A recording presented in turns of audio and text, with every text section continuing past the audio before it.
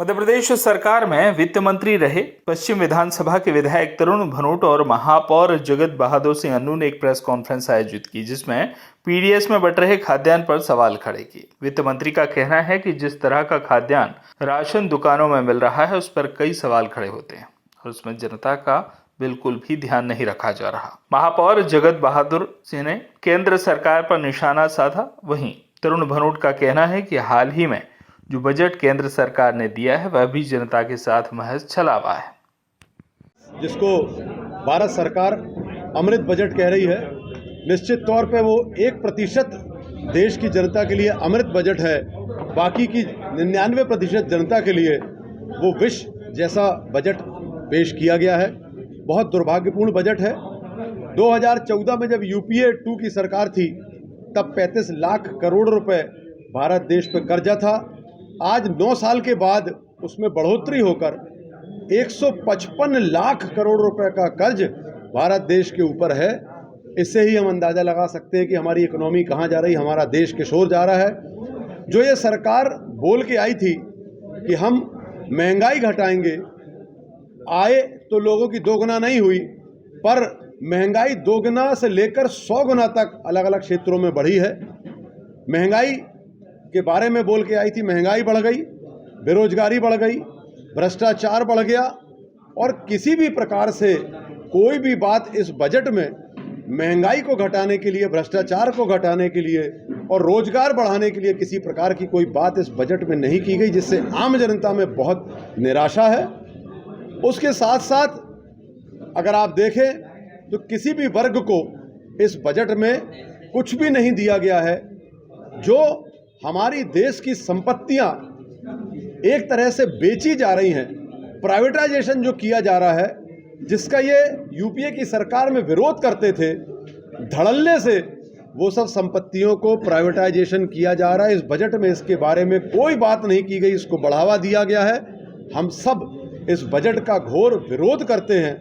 यह आम बजट जो इस बार आया है, जो खास लोगों के लिए आया है, ये देश की जनता को बेइज्जत करने वाला बजट है। हम लोग इस बजट की घोर निंदा करते हैं। मुझे 3 अलग अलग पार्षद साथियों ने अपने अपने क्षेत्र से यह चावल ला के दिया। अभी हमारे पार्षद और एमआईसी सदस्य मनीष पटेल जी ने यह चावल यहाँ पर दिया। 3 अलग अलग क्षेत्रों से चावल आया कल ही शाम को हम लोगों के पास।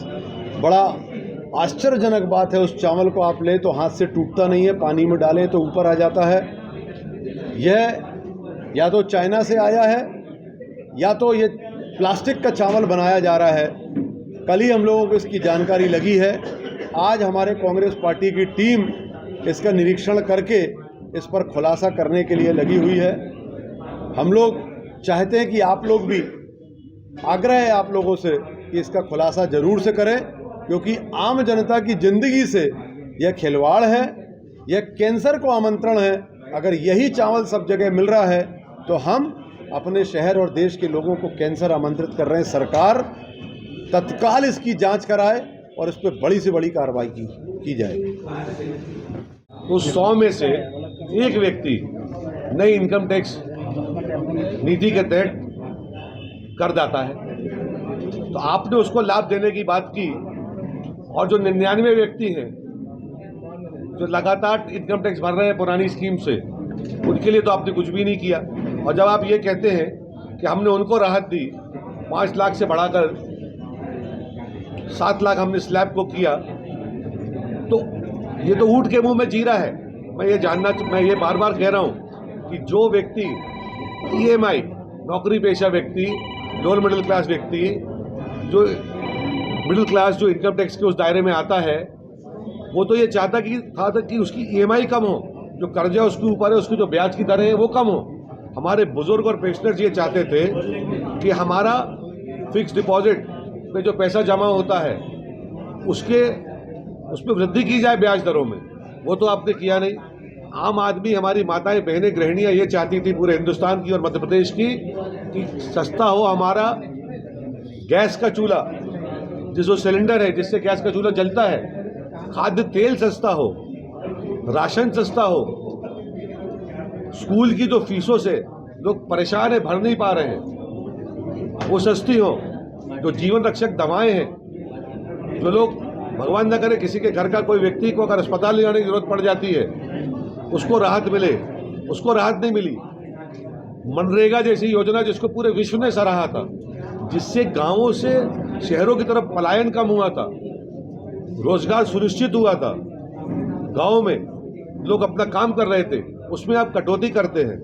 हमारे किसान भाइयों के लिए, किसानों के बजट के लिए, एग्रीकल्चर बजट में आप कटौती करते हैं, रेलवे को आप महंगा करते हैं। तो ये आम बजट नहीं है, ये चुनिंदा खास लोगों के लिए, 2-4-5 उद्योगपतियों के लिए बजट बनाया गया है।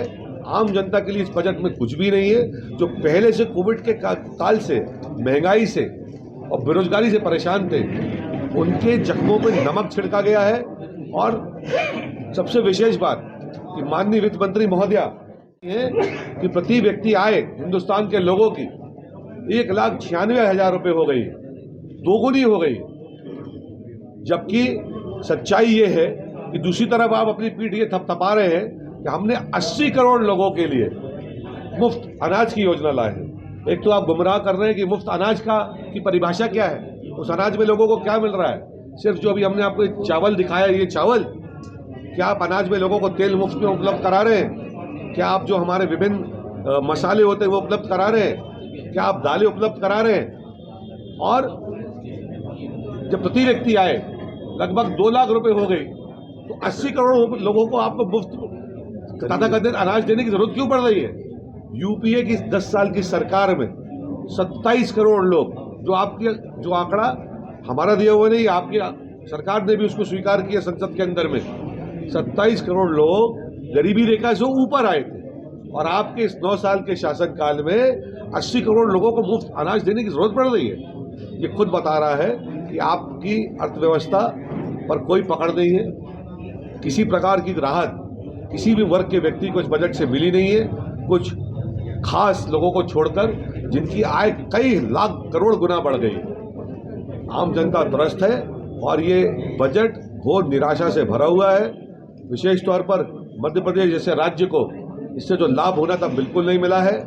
हमारा ये मांग थी कि आपने सारी विभिन्न केंद्र सरकार की जो योजनाएं हैं, जो यूपीए सरकार के समय चलती थी, जिसमें हमारा जो भागीदारी होती थी 80% केंद्र सरकार की, 90% केंद्र सरकार की, 10% राज्य सरकार की या 20% अधिकतम राज्य सरकार की होती थी, आपने उसको 50-50 कर दिया। कर्ज के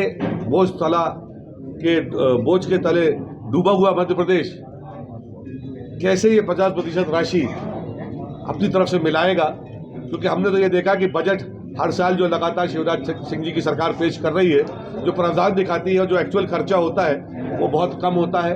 4 लाख करोड़ रुपए के लगभग कर्जा मध्य प्रदेश की सरकार के ऊपर है।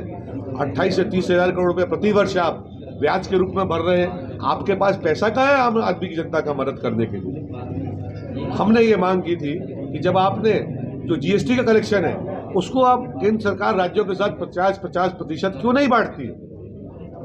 जो पिछले वर्ष तक 42% था उसको घटाकर आपने पिछले वर्ष 41% कर दिया।